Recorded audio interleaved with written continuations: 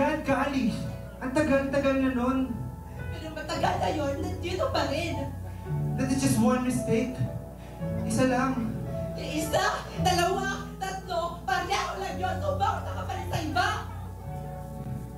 Kaya nga nagsasorry ako, di ba? Kasi kahit ano sabihin ko, I was wrong. Nasaktan kita. Nagkamali ako. Kayong mga lalaki, kapag namababae kayo, akala nyo nasasaktan nyo lang kami?